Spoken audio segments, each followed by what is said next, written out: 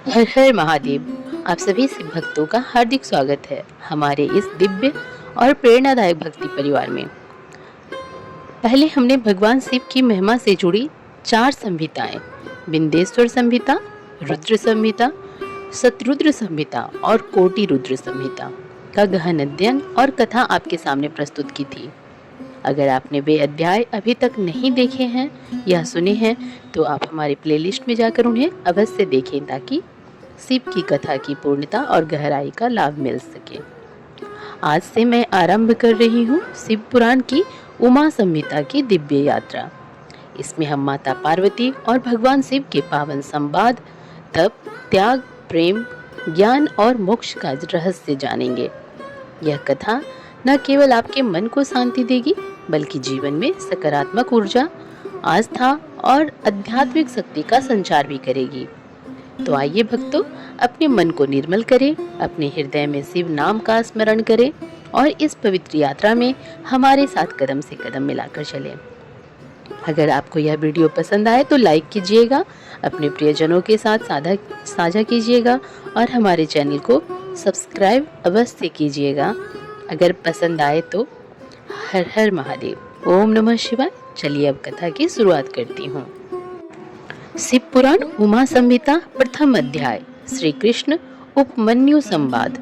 जो रजोगुण से संसार की सृष्टि करते हैं, सत्व गुण से 7 भुवनों को धारण करके उनका भरण पोषण करते हैं और तमोगुण से युक्त हो इस जगत का संहार करते हैं, जो इन तीनों गुणों की माया को त्याग कर पुनः शुद्ध रूप में स्थित हैं, उन सत्यानंद स्वरूप अनंत बोधमय निर्मल परम ब्रह्मा शिव का हम ध्यान करते हैं।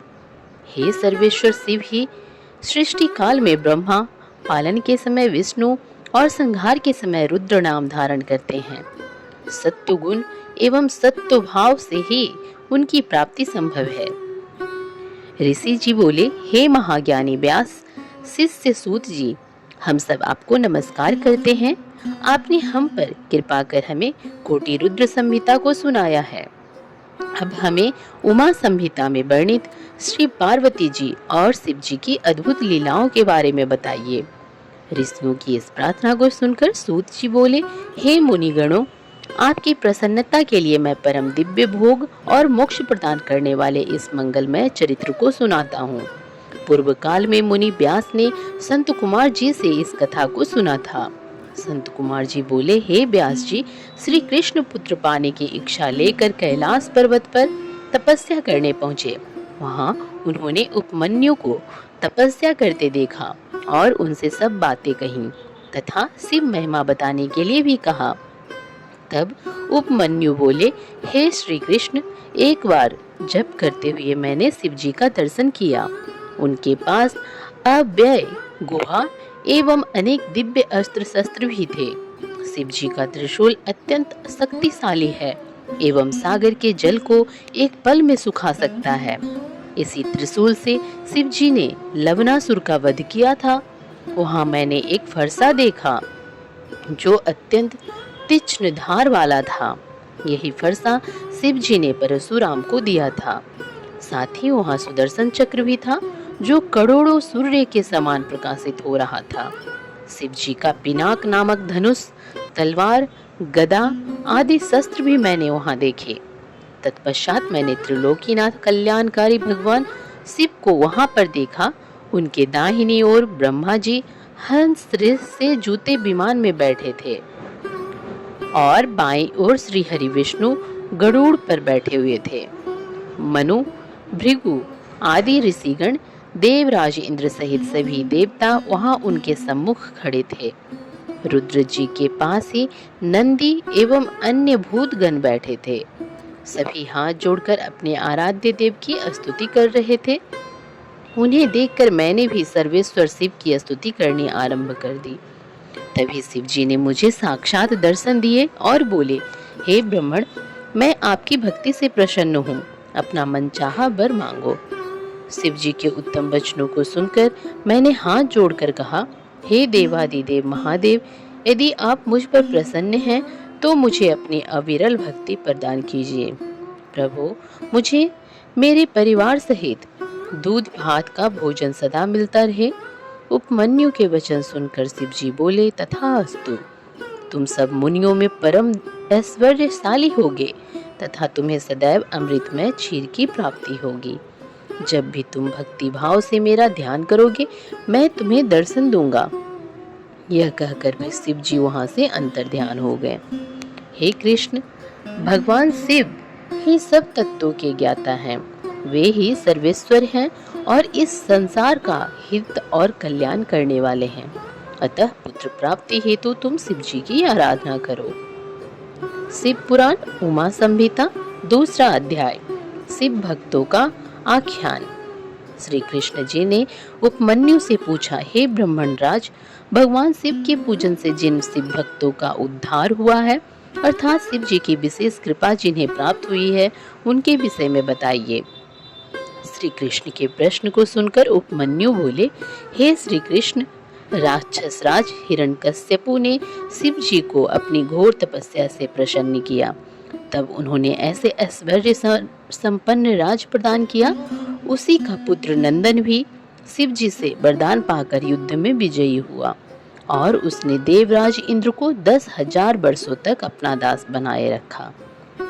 इसी प्रकार सतमुख राक्षस ने शिव पूजन कर 1000 पुत्र प्राप्त किए।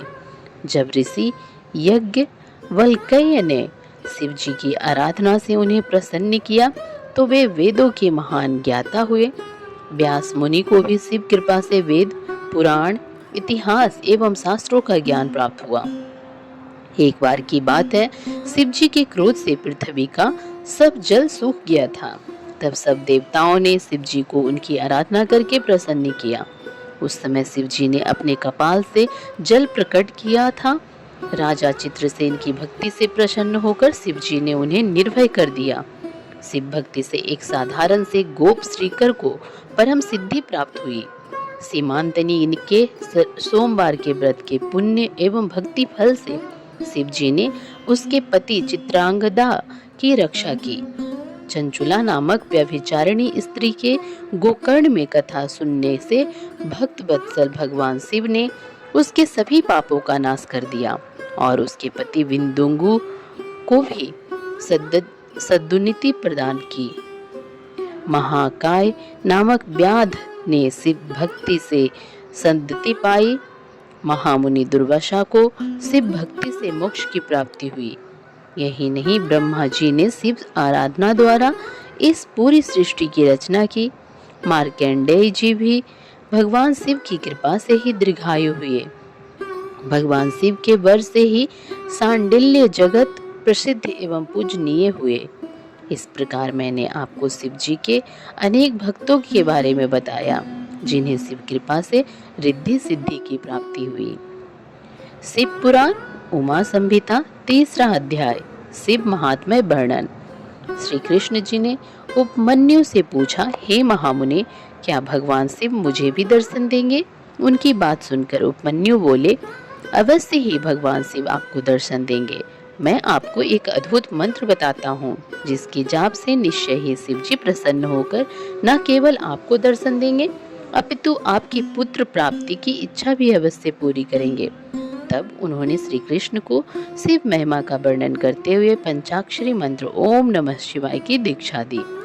उपमन्यु सारी विधि विधान जानकर श्री कृष्ण ने शिव जी को प्रसन्न करने हेतु जटाजूट धारण किया और फिर अपने पैर के अंगूठे पर खड़े रहकर कठिन तपस्या आरंभ कर दी। श्री कृष्ण को भक्ति पूर्वक शिव उपासना करते करते 15 माह बीत गए। 16वां महीना लगते ही सर्वेश्वर शिव ने प्रसन्न होकर श्री कृष्ण को श्री पार्वती जी सहित दर्शन दिए और बोले, हे कृष्ण, आप मेरे परम भक्त हैं। आपकी इस भक्ति पूर्ण आराधना से मैं बहुत प्रसन्न हूँ। मांगो, क्या मांगना चाहते हो? शिव जी के ऐसे वचन सुनकर श्री कृष्ण बोले, हे देवादिदेव महादेव जी, आपने मुझे दर्शन देकर आज मेरा जीवन सफल कर दिया। भगवान, मैं आपसे चाहता हूँ कि मैं सदा धर्म के मार्ग पर चलूं और संसार में यश प्राप्त करूं। मेरा निवास आपके पास हो और आप में मेरी सदा दृढ़ भक्ति बनी रहे। मैं सदा युद्ध में विजय रहूं। मैं शत्रुओं का नाश कर योगी जनों का प्यारा बनूं और मुझे 10 पराक्रमी पुत्रों की प्राप्ति हो।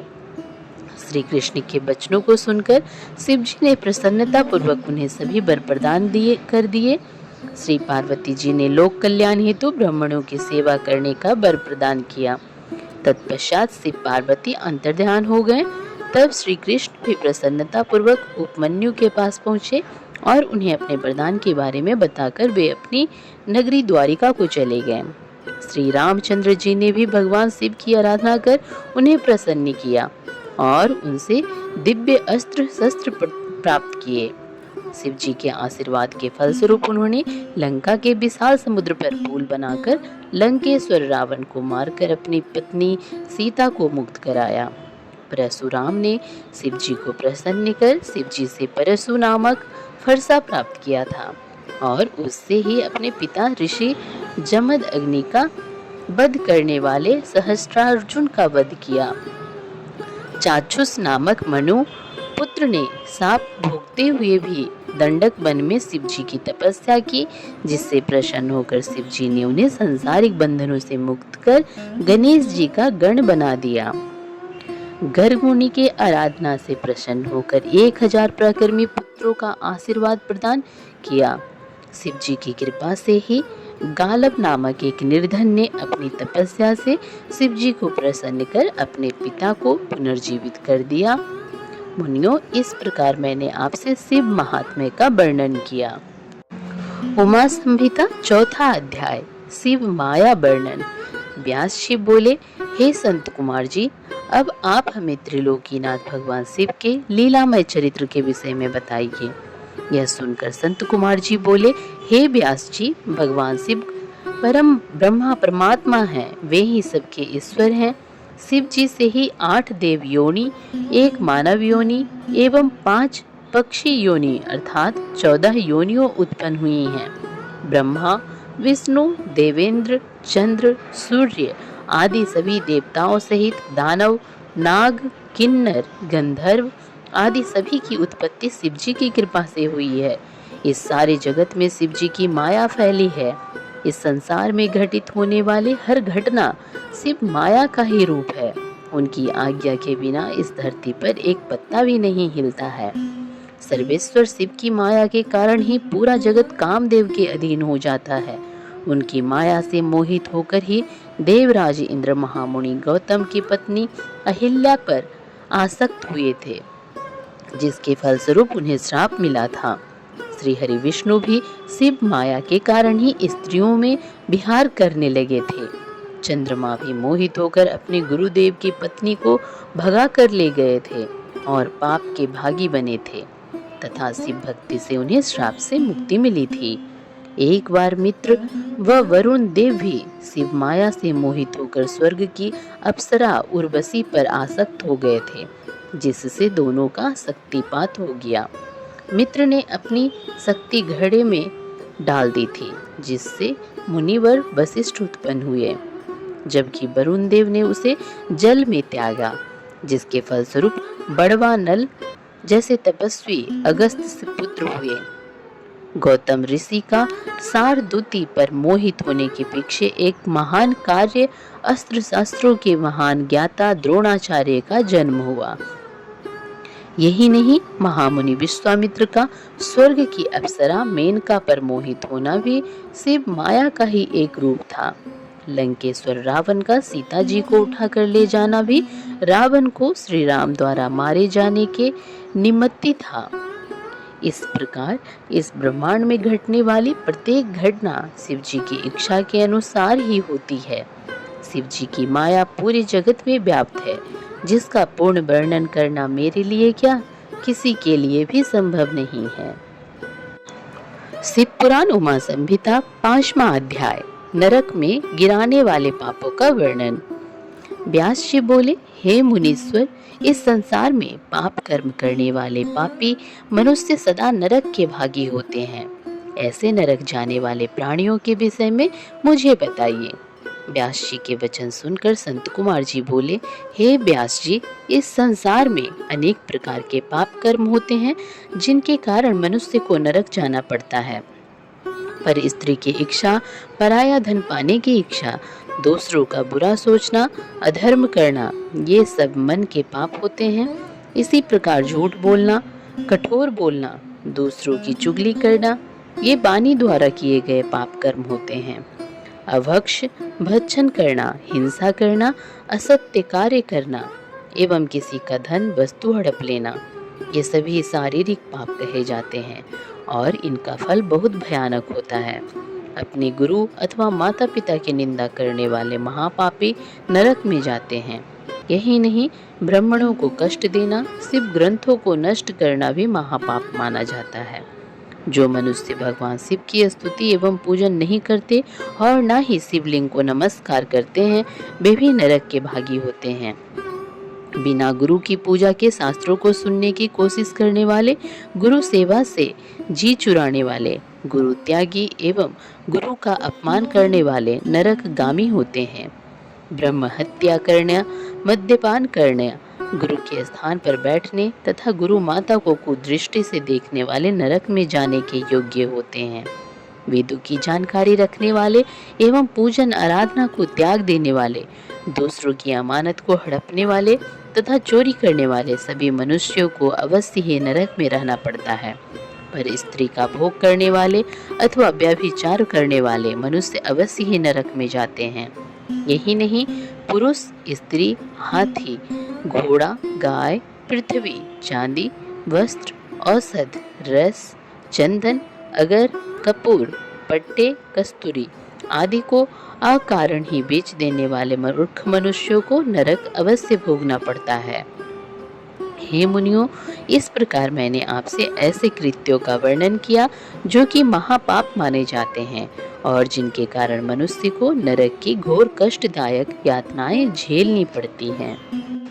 शिव पुराण उमा संहिता 6वां अध्याय, पाप पुण्य वर्णन। संत कुमार जी बोले, हे व्यास जी, किसी भी बात पर घमंड या अभिमान करना, क्रोध, कपट व साधुओं से द्वेष रखना, किसी अन्य पर अकारण कलंक लगाना, शिवालय के वृक्ष और बगीचे में लगे पेड़ के फल, फूल, टहनियाँ तोड़ना एवं हरियाली को उजाड़ने वाले, किसी के धन को लूटने वाले अथवा किसी के धन धान्य या पशुओं को चुराने वाले, जल को अपवित्र करने वाले, स्त्री या पुत्र को बेचने वाले, अपनी स्त्री की रक्षा न करने वाले, दान न करने वाले, असत्य बोलने वाले, शास्त्रों के अनुसार कार्य न करने वाले, दूसरों की निंदा करने वाले, पितृयज्ञ व देव यज्ञ न करने वाले, व्यभिचार करने वाले एवं भगवान में आस्था न रखने वाले सभी मनुष्य पापी कहे जाते हैं।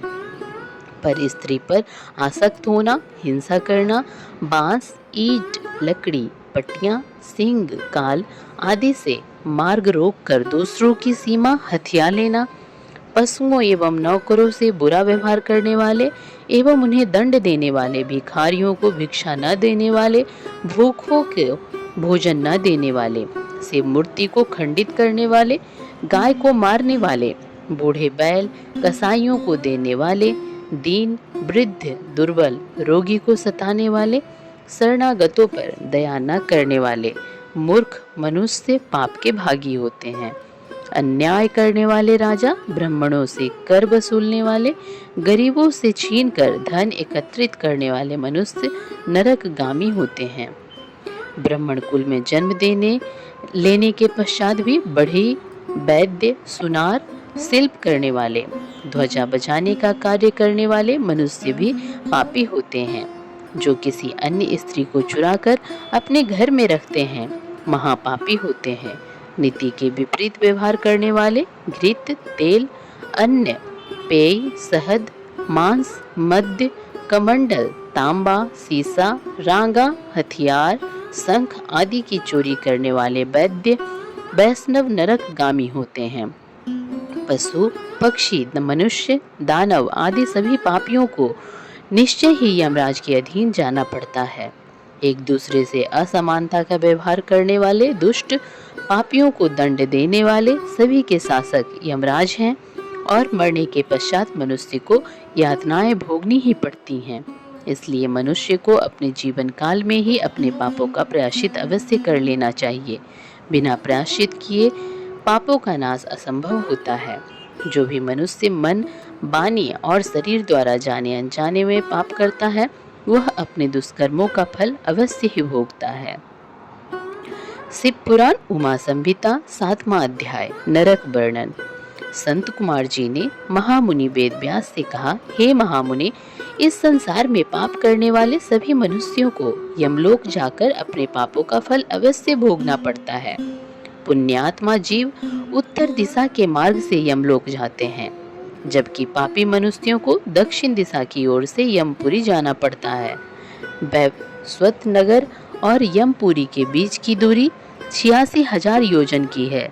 धर्मात्मा मनुष्य जो दयालु प्रवृत्ति के हैं सुगम मार्ग से पहुंच जाते हैं, जबकि पापियों को बड़े कठिन मार्ग से जाना पड़ता है। उनके रास्ते में नुकीले कांटे, गरम बालों व छुरियों जैसे नुकीले कंकड़, कीचड़, सुइयां, अंगारे, लंबे अंधकार युक्त वन, बर्फीली मार्ग, गंदा पानी, सिंह, भेड़िए, बाघ, मच्छर एवं अनेक तरह के जहरीले और भयंकर कीड़े, सांप, सुअर, भैंसे एवं अनेक भयानक जीव, भूत प्रेत एवं डाकिनी साकिनी उस पापी मनुष्य को रास्ते में कष्ट देने के लिए खड़े रहते हैं। वे पापी मनुष्य इतने भयानक रास्ते पर यमदूतों की मार सहते हुए आगे बढ़ते हैं। भूख प्यास से व्याकुल नंगे शरीर वे यातनाएं सहते हुए रास्ते को तय करते हैं और पीड़ा की अधिकता के कारण रोते और चीखते चिल्लाते हैं। उनके शरीर में खून बहता है और कीड़े उन्हें नोचते हैं, परंतु यमदूत फिर भी उन्हें पांसों से बांधकर घसीटते रहते हैं। इस प्रकार अत्यंत कठिन मार्ग पर चलते हुए वे अपनी यमलोक तक की यात्रा को पूरा करते हैं। वहां पहुंचकर यमदूत उन पापी मनुष्यों को यमराज के सामने ले जाते हैं। यमलोक में यमराज उन मनुष्यों के पाप और पुण्यों का लेखा जोखा देखते हैं। पुण्यात्माओं को यमराज प्रसन्नता पूर्वक उत्तम विमान में बैठाकर सादर स्वर्ग लोक भेज देते हैं, परंतु यदि उन्होंने कुछ भी पाप किए होते हैं तो उन्हें उनका दंड अवश्य भोगना पड़ता है तथा अपने पापों को भोगने के पश्चात उन्हें यमदूतों द्वारा स्वर्ग भेज दिया जाता है। परंतु ऐसे मनुष्य जो सदा ही पाप कर्मों में संलिप्त रहते हैं को यमराज का बड़ा भयानक रूप देखने को मिलता है।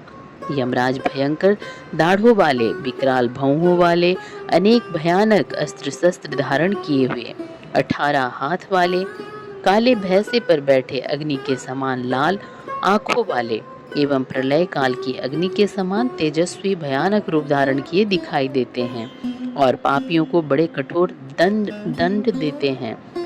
तब भगवान चित्रगुप्त धर्मयुक्त वचनों से उन्हें समझाते हैं। शिव पुराण उमा संहिता 8वां अध्याय नरक की 28 कोटियां। संत कुमार जी बोले, हे महामुनि व्यास, जब यमदूत पापी मनुष्यों को लेकर यमलोक पहुंच जाते हैं तो वहां चित्रगुप्त पापियों को फटकारते हुए कहते हैं, पापियों, तुम अपने जीवन काल में सदा पाप कर्म करते रहे हो, अब उन पापों के फल भोगने का समय आ गया है। इसी प्रकार पापी दुष्ट राजाओं को डांटते हुए वे कहते हैं कि राज्य का सुख मिलने पर तुम अपने को सर्वस्व मानने लगे और इसी घमंड में मदमस्त होकर तुमने अपनी प्रजा के साथ बहुत बुरा व्यवहार किया और उन्हें अनेकों तरह के कष्ट तथा यातनाएं दी। उन बुरे कर्मों के पाप मैल के समान अब भी तुम्हारे शरीर से चिपके हुए हैं। तभी यमदूत चंड एवं महाचंड उन पापी राजाओं को उठाकर गरम गरम भट्टियों में फेंक देते हैं ताकि पाप रूपी मैल जल जाए और फिर वहीं से उन पर ब्रज का प्रहार करते हैं। इस प्रकार की यातना से उनके कानों से खून बहने लगता है और वे बेहोश हो जाते हैं।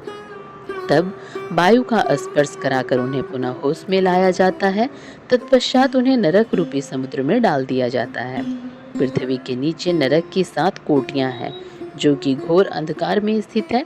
इन सब की 28 कोटियां हैं। घोरा कोटि, सुघोरा कोटि, अति घोरा, महाघोरा, चोर रूपा, तला तला, मया अंका, कालरात्रि, भयोत्तरा, चंडा, महाचंडा, चंड कोलाहल, प्रचंड, चंड नायका, पद्मा, पद्मावती, भीता, भीमा, भीषण, नायका, कराला, विकराला, वज्रा, त्रिकोण, पंचकोश, सुदीर्घ, अखिलादीर्घ, समभीम, समलाभ, उद्र, दीप्त, प्रायः नामक ये 28 नाम नरक कोटि है जो कि पापियों को यातना देने वाली है।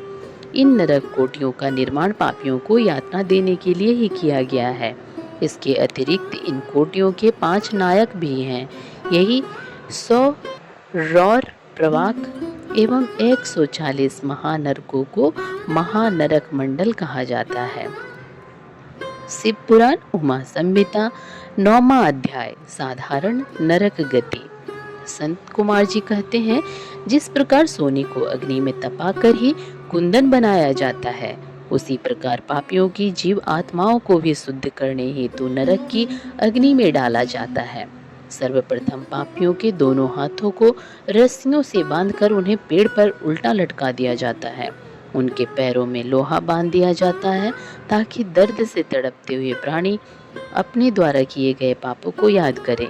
तत्पश्चात उन्हें तेल के उबलते हुए कड़ाहे में इस प्रकार भूना जाता है जिस प्रकार हम बैगन भूनते हैं।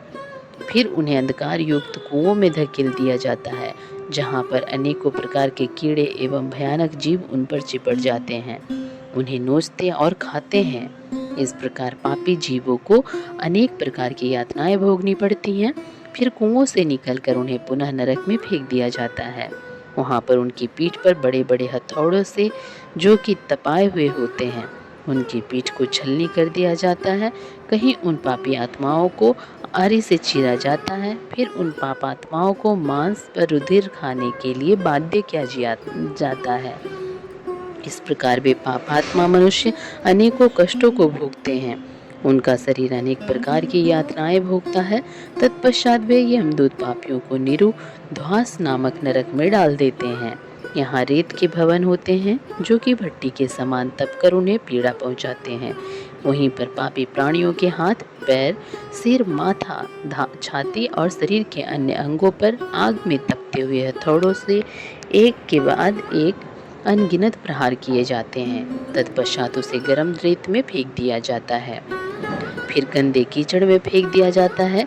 कुंभी पाक नामक नरक में पापात्माओं को तेल के जलते हुए कड़ाहों में पकाया जाता है। फिर लज्जाभक्ष सूची पत्र में डाल दिया जाता है। वहाँ इन्हें धधकती हुई अग्नि में फेंक दिया जाता है।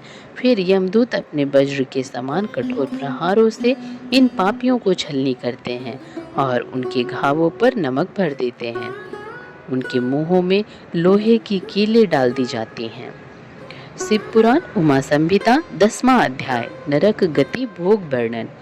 संत कुमार जी बोले, हे महामुनि, पाखंड में लिप्त रहने वाले, झूठ बोलने वाले या अन्य किसी भी प्रकार के दूसरों का अहित करने वाले नास्तिक मनुष्य द्विज हाक नरक में जाते हैं।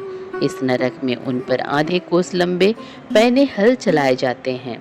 ऐसे दुष्ट मनुष्य जो अपने माता पिता अथवा गुरुओं की आज्ञा को नहीं मानते, के मुंह में कीड़ों से युक्त विष्ठा भर दी जाती है। जो पापी मनुष्य शिवालय, बगीचे, बावड़ी, तालाब, कुएं एवं ब्राह्मणों के रहने के स्थान को नष्ट करते हैं, ऐसे प्राणियों को कोल्हू में पेला जाता है। फिर उन्हें नरक की अग्नि में पकाया जाता है। भोग विलासी प्रविष्टि के दुष्ट मानवों को यमदूत लोहे की गर्म स्त्री मूर्ति से चिपका देते हैं। महात्माओं की निंदा करने वाले पापियों के कानों में लोहा, तांबा व सीसा और पीतल को गलाकर भर दिया जाता है।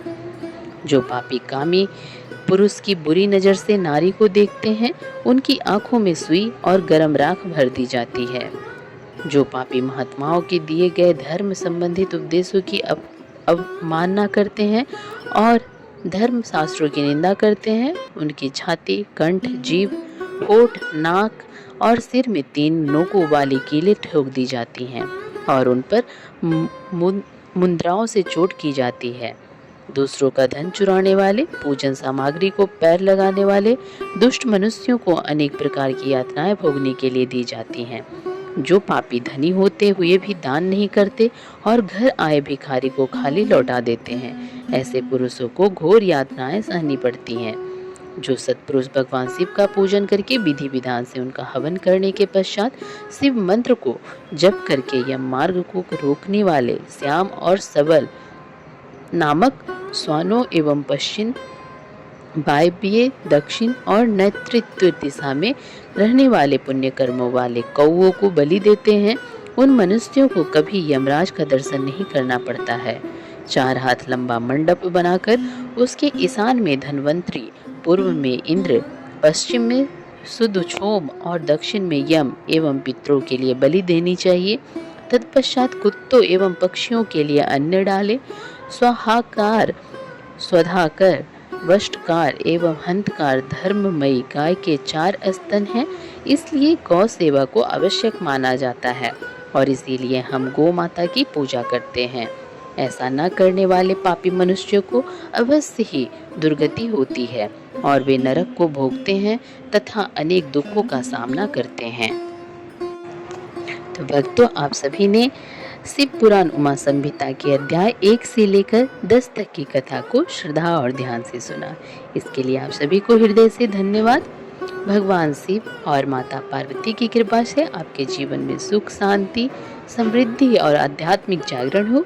साधना में स्थिर रहें, सत्य का मार्ग अपनाएं और हर परिस्थिति में शिव का नाम का स्मरण करें। अगर आपको यह कथा पसंद आई हो तो लाइक करें, शेयर करें और हमारे चैनल को सब्सक्राइब करें। तो आइए हम सब फिर से मिलते हैं अगली कथा में। तब तक के लिए हर हर महादेव। ओम नमः शिवाय।